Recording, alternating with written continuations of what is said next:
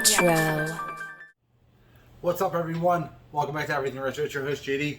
And today is the start of something new, something special. It's not an unboxing. It's a series I've been really wanting to do and really wanting to start. I love watching like top 10, top 5 lists. And I've got a ton of games, as you can see. I think my total collection is like 770 items or something like that.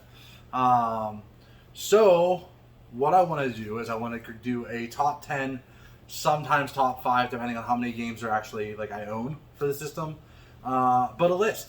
It's all personal. It's games that, for me, bring back the most nostalgia when I play them.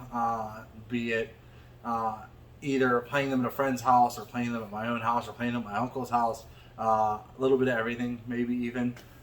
So what I'd like to do is I would like to start with the NES, and that's what today's video is. Today I'm going to start with the NES, which is the oldest system I own. It is the system I grew up playing. It's the first system I ever had. Yeah, I'm dating myself. So I probably have the most nostalgic for that and the N64. But we'll get to that when the time comes. Another thing I want to announce is we did hit 200 subscribers. Super happy, super excited, and that means we will be doing a giveaway box. It's going to be random, and it's going to be when I announce my merchandise. So there is merchandise now for the channel. It's pretty cool. I designed it myself. I hope everybody likes it. So yeah, so we're going to do an unveiling for that. But to get entered into the giveaway, all you have to do is comment, like, subscribe, and comment on this video. I'll take a randomization, say about a week or so. If not, about a week and a half. We'll give it a little bit extra time. And yeah, send out a cool mystery box. It's going to have some... it's going to be cool. It's going to be cool. I got some ideas. This is going to be pretty dope. So let's get started. This is in zero order. This is just 10 games for me that bring the most nostalgia that's on the NES. So let's get started with the first one. And that is RC ProAm. This game is amazing. Honestly, all the games are amazing. I can tell you that right now. But this game brings back a lot of great memories. I always wanted an RC car. Whenever I was a kid, I grew up getting like the cheap ones, you know, for Christmas. We weren't the greatest. I didn't have the most money whenever I was a kid. So this game for me was super fun. Whenever I got this, it was just like, for me, it was mind blowing because I'm like going from the boats to the cars to like the buggies and stuff like that, the trucks. I still to this day have not beaten this game. A lot of these games, honestly, I still haven't beaten. I try, but man, these games were hard back then. Not compared to like today. Maybe, you know, Dark Souls and stuff like that. But NES games, they were tough. So first one on my list, RC ProAm. This came out. I have a couple little notes here. In February, a lot of these games actually was funny. When I was doing research, a lot of these games came out in February of 1987. That's crazy. It's pretty old. I wasn't too old by that back then either. So, all right, first one in the box. Second one, I think this is probably on everybody's list, and that is Contra, the original Contra. This one's in great shape. This game is so much fun. I mean, how iconic is this that people still talk about the Contra code, and it gets incorporated in certain games, even now on my thing. Even in like current games, you'll get references to the Contra code and stuff like that. Man, I didn't have this until late after it came out as a kid. My friend had it, and man, we played it for hours back in the day. And just constantly, we got close to the end. I never beat it. Even today, I still never beat it. But this came out in, where is it here?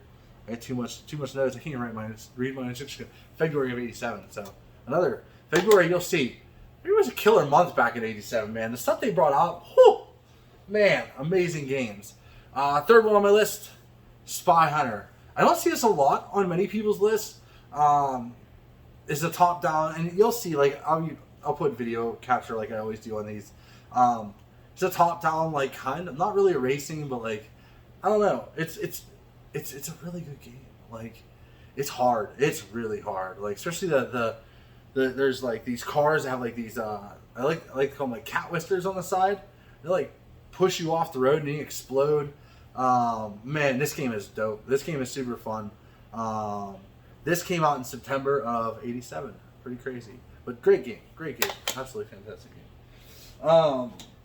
Next, I mean, this one's on everybody's list. And that is the original, man, that gold is shining. The original Legend of Zelda. Man, what can you say, about that isn't already being said about this game? This game is the start of everything. The start of the Zelda franchise. I remember opening up, like, for Christmas, getting this, and all you saw in the box of this was this little gold notch right here, man. And oh my goodness, did I go nuts! This cartridge was amazing back in the day, and it still is. I still love it. Mine's in great. Mine's in okay shape. Little like tear here, but nothing crazy. This came out in August of '87 too, but man, this forever will be one of the greatest games of all time, I think, personally, especially with what that franchise turned out to be. Oh my goodness. This next game isn't on a lot of people's list, and this game is hard, man. I could never get past the surfing board for the life of me, and that is TNC Surf Design, so Town and Country Surf Design. This game is so much fun. There's some really cool games. Skate or Die, great game. California Games, good game. For me, it was always TNC Surf Design. I remember coming home as a kid from school, and this is the game. This is the game. I got it for Christmas. The year it came out, and that was in '88.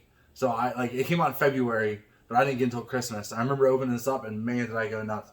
It's a shame because I had all this stuff whenever I was a kid. I wish I would have kept it. I think I have a couple of stuff that I had as a kid left, but back in the day, man, we didn't think to keep our stuff, and it's a shame. But this game, fantastic game, huge fan. Next on my list is probably one of my favorite games in the sport genre, and it got me started. I am a huge hockey fan. Let's go Pens. And I played hockey my entire life, so I had to put the hockey game that started it all, and that is, for me, that is Blades of Steel. Now, don't get me wrong, ice hockey on the NES, fantastic game, love it. But for me, I like Blades of Steel over ice hockey. I had Blades of Steel before I had ice hockey, so I think it's probably why I'm more nostalgic for it.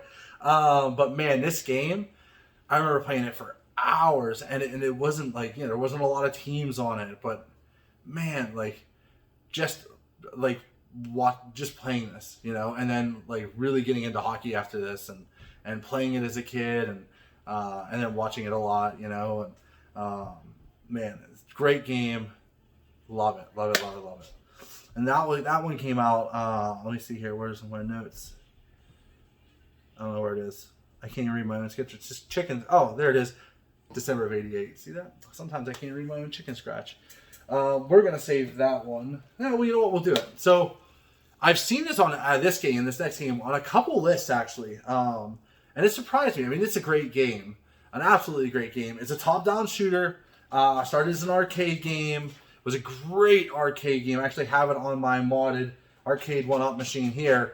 And that is... Take that off. Gunsmoke. So, I'm holding up two. There was two versions that released of this game back in the day. So they're the same game, just different covers. And to be honest with you, I did some digging, and I don't know why there was. I can't figure it out for the life of me, honestly. So if you know why there's two covers, let me know down below. See that? Ramped it up. But this game is great. This game is fantastic. It's a blast to play. I bust that on the retro arcade, on the arcade all the time, and I love playing it on the NES too. So great game. This game, that's why it came out in February of '87. Remember, I said February '87. Hell of a month and a hell of a year for NES. So this next game, I think it's on everybody's list, and it deserves to be. This game, when it came out, was revolutionary. The original Super Mario Brothers for NES, the pack-in, I know it was a pack-in for my NES back in the day, blew my mind. I played it endlessly for hours and hours and hours and hours and hours. But when this game came out, it was revolutionary. The second one was great, but it was basically just a remaster of a different Japanese game to fit the Mario theme. So that was Super Mario 2. But Super Mario 3 revolutionized everything. This game Oh my goodness, this game for me, when it came out, like that yellow box art, like just immediately. I remember going to Toys R Us, and I miss Toys R Us. I wish it was still in the States, but I remember going to Toys R Us and it had it, the little tags on the wall. And I remember going up and be like, man, I really want this. My uncle had this. He ended up getting this before I ever did. I ended up stealing it off him. Sorry, Mike. I know you watch these. I remember stealing this from you. But I remember going to his house and he had this and just sitting there at my grandmother's and my uncle's house and playing it endlessly, and then taking it home and playing it. I think I got into the end and I still haven't beaten it. Not cheating. Now I've beaten this game when you cheat and use the whistles to go as quick as possible to the end. But not cheating, I have not beaten this game. But incredible game, absolutely incredible game. And that came out in February of '87 as well. So again, February '87, great month and year. Number 9 on this list, I know I wasn't really counting. And again, these are in no particular order. This is just a list for my most nostalgic games for the NES. And number 9 is Paperboy. The original Paperboy. I know this came out in as a arcade port. I actually have it on this as well. First, I never played it in the arcade. I actually didn't play this until my uncle bought it. I went over to his house. He's like, yo, I got some new games. I was like, oh, crap, man, let me check this out. And this is one of them. I remember popping it in, and and that first, after the first day, I lost 3/4 of my houses because I was, just firing out papers, breaking windows, throwing 15 at the dogs and the skateboarding dude. I was a horrible paper man, paper boy. But man, did I have some fun. This game is super hard, especially trying to keep up that subscriber kind of thing, like YouTube trying to keep up subscribers. It's such a great game. It still is. I have Paperboy 2 for the Sega Genesis, which is also a great game, but first and foremost, Paperboy 1, still my favorite. And this came out in December of '88, so a little bit later in the NES. And number 10 on my list, I love RPGs. Most of my games I have, honestly, that I play the most are going to be RPGs. Even to today, most of the Switch games I own are RPGs that are either imported from Japan. Most of them are imported from Japan just because they get all the good stuff, and we don't, unfortunately. But this game started it all for me. And there's some great RPGs for the NES. I actually just picked up the Dungeons & Dragons one over the weekend at the flea market. And I get that thing for a steal. It's crazy. But this one started it all. And this one started my deep hole into this, now my favorite franchise of all time. And that is Final Fantasy. This is a complete in-box Final Fantasy. It's in great shape. I got this at a toy convention. Well, not a convention, but a store in Jacksonville, Florida. But this game started it all for me. It's not my favorite in the series, which once we get into PlayStation, that's when we'll talk about my favorite. But this game is nostalgic because it started the RPG, started it for me. And there, like I said, there's some great ones. Dragon Warrior, Star Tropics, D&D. There's some incredible RPGs for the Sega Genesis, but Sega Genesis for the NES. But this one for me is the one that gives me the most nostalgia, the one that started everything in my love for the Final Fantasy franchise. I hope that they go and they bring these new remasters out, but for the Switch or for the PS5 or Xbox One Series X, because they're in the process of remastering. I think it's original 2, 3, I think, or something like that. But I'm all about it. So, yeah, Final Fantasy. So, and that came out in May of 1990. So that's towards the end, towards the end of that era. But what do you guys think? What do you think about my most nostalgia top 10 NES games? Let me know what your favorites were that bring you the most nostalgia. collecting, or when you see it even in a magazine, like, oh my goodness, I remember this kind of stuff. Let me know. Let me know what you think. And as always, guys, I really appreciate each and every one of you. I'm really excited to do this giveaway and this mystery box. I've already started picking stuff up for it today. And thank you to every one of you that have helped us reach, sorry, I get an itchy eye because of the cats, helped us reach 200. We're at 201 now.